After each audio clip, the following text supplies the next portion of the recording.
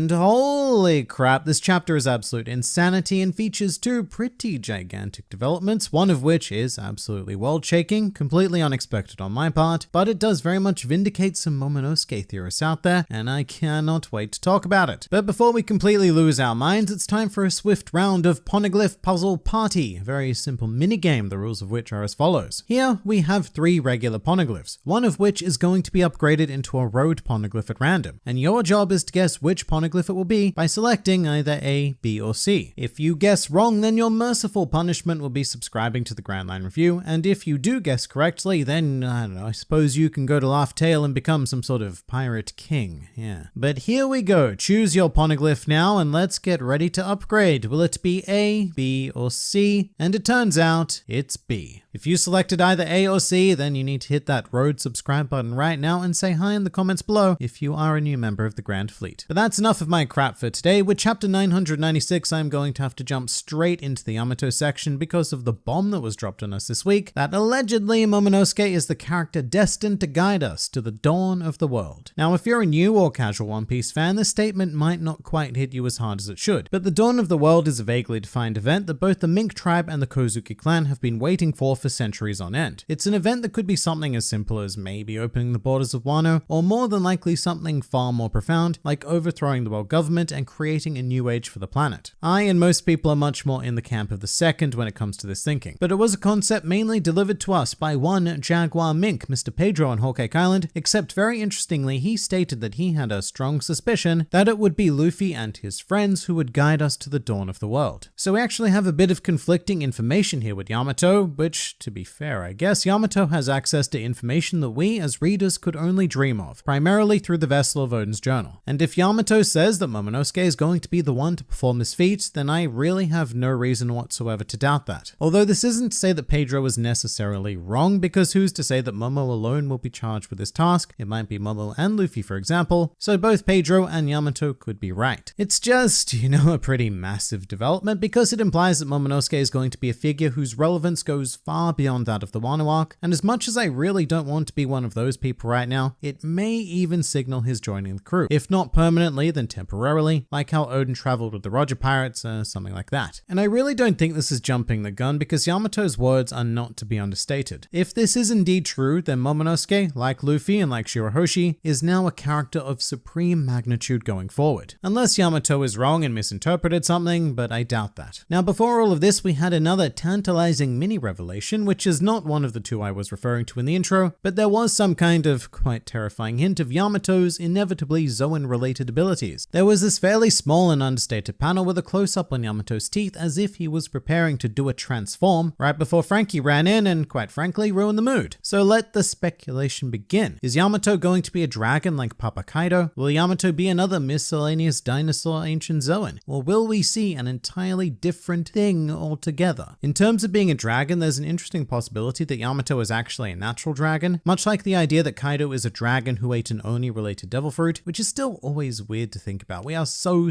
deep into Wano, and we still have no confirmation on exactly what Kaido is, not even so much as a devil fruit name. But this sort of situation may very well be why this information is hidden. It would be kind of cool if they were both dragons, because with Momonosuke, they would then make a trio of dragon people in existence. But this is a criminally underrated moment of chapter 996, but to be fair, it is overshadowed by ever so much. To complete this section though, I really like that Yamato recognized Franky, or more accurately, General Franky, which is important because General Franky is what's on Franky's bounty poster. So Yamato more than likely would not have recognized just regular old Franky, which is a piece of consistency there that I really love. One Piece is so good at small details like that. And the whole situation kind of reminds me of Dressrosa, where we got to see Bartolomeo recognizing all the Straw Hats, except Yamato is a lot less fanboyish. But in the end, it looks like we've done something of a swap. It's now looking like Franky is being left to deal with Sasaki, whilst Yamato absolutely wrecked Hacha, which is a scenario I'm quite on board with. Even if it doesn't work out too well, I would love to see Franky take on a Toby Roper member, because giant cyborg versus big dinosaur is a fight that nobody can deny a desire for. Moving along now though, Trafalgar Law is my other main focus of this chapter, and really it's been a while since he's had some real centerpiece time. But we have this quite cool scene of him discovering a poneglyph in a very well drawn room. I really like the lines of this room. You absolutely cannot go wrong with basic patterns of vertical and horizontal with some depth seemingly extending into eternity. But this poneglyph, It's kind of understated, but this is our second big revelation of the chapter. Although I think we may have seen so many of these by now that they might have lost their effect, but these stones are super rare, even if this wasn't quite the one we were looking for. Which also probably contributes greatly to that underwhelming feeling, because we have Lore looking at it and going, this isn't really what I wanted. I want the red one. But I think that makes this the 14th poneglyph that we've actually seen in the series. However, we do know the location of at least one other, which is on Wano no less, because Brook managed to find one underground in Orochi's castle, although he stated that it was also not a road poneglyph. And so as a brief recap, this now makes 3 poneglyphs on Wano, one of which we have yet to find, which coincidentally or not is the exact same number of poneglyphs that were present on Whole Cake Island. 1 road poneglyph and 2 regular poneglyphs, which, come to think of it, we never found out what was on those poneglyphs, did we? Robin wasn't on Whole Cake Island, and as soon as we got to Wano, it was straight into action. So I think that by the end of Wano, we might be in for some sort of huge info dump coming directly from Robin, because excluding the road poneglyphs, we now have 4 stones that she has not read, which is pretty cool, and I'm very much looking forward to that. But just on Robin, her flashback with Lore was also quite nice to see. I guess more accurately, Lore's flashback with her, it doesn't matter, either way. It didn't quite hit me at first, but this shows Robin prior to her Wano costume incarnation. And there was something very nostalgic about that, because this is the style of Robin that we haven't seen since the end of Zou. Which, just to put that into some perspective, the last chapter of Zou was published in April 2016. And so that immediately explained to me why seeing Robin like this felt so nostalgic, because it was years and years and years ago. It was also great to see Lore and Robin coming together to share what information they have, and also just having this renewed focus on Lore in general. After Dressrosa, I've had this distinct feeling that Lore was more or less done in terms of grand relevance, despite the fact that Lore is a D and the ultimate ability of the Ope Ope no Mi still has yet to be performed.